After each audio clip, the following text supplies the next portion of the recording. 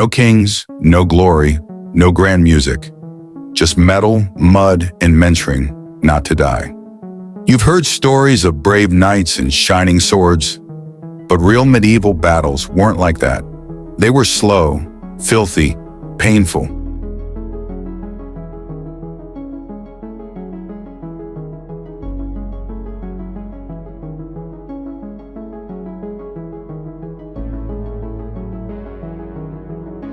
And mostly forgotten. Let's step into one. Not to fight, but to listen. The wind was cold. It cut across the open field like a knife, brushing over wet grass and tired faces. One army stood to the north, the other to the south. Neither moved. Both waited. Their boots were heavy with mud. Their hands gripped spears so tightly, knuckles turned white beneath chainmail gloves. Some of them prayed. Others just stared ahead, silent. The quiet was almost worse than the battle to come. There were no shining armors for most. Just leather, old iron, and patched cloth. These were not heroes. Just farmers with swords, hunters with spears, boys who lied about their age to fight.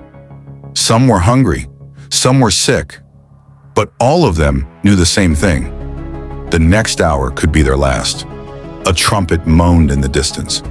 The signal. No one cheered. No one shouted. They just began to walk, slowly, step by step, forward. The archers raised their bows.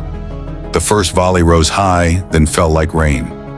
Arrows stabbed into shields, into legs, into the earth. Some men dropped instantly. Others screamed and crawled, their hands clutching arrows lodged in flesh. The lines collided, not like a movie, but like a push. A shove. A wave of bodies crashing into each other, not with glory, but with weight. You couldn't swing a sword with style here. You just pushed, shoved, stabbed if you were lucky. If you fell, you might not get up. Not because of injury, but because there were too many bodies standing on you. Mud splashed, blood mixed with it. Screams were muffled by helmets. There was no beauty in this. One man swung blindly. His blade hit a friend. He didn't even know until later. Another slipped, his helmet knocked loose. He looked up, and that was the last thing he saw. A horse galloped through the chaos. It was riderless, its eyes wild with fear. It didn't care who it trampled. On the edge of the field, a young soldier froze. He had never fought before. His spear was too heavy, his legs too weak. He didn't run. He didn't fight. He just stood there until someone knocked him to the ground. Nearby, a knight fell into the mud. His armor made it impossible to rise. He begged for help. No one could hear him. Eventually, he stopped asking. Time moved strangely. Was it minutes? Hours? No one knew. Only that the sun kept rising, and the sounds kept going, and the bodies kept falling. Eventually, the line broke.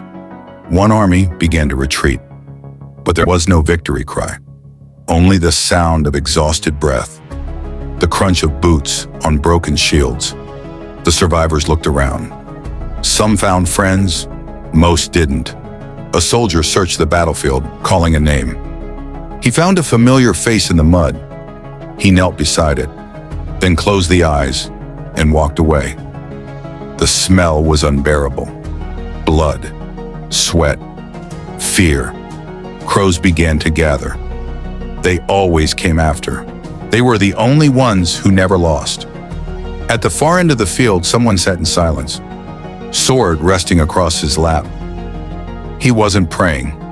He wasn't crying. He was just empty. Because war doesn't end when the fighting stops. It ends when the noise inside your head finally fades. And sometimes it never does. If you're still awake, thank you for walking through the mud of history with me. Now close your eyes, breathe deeply, and remember, the real stories were never about glory. They were about survival. Sleep well. The battle is over.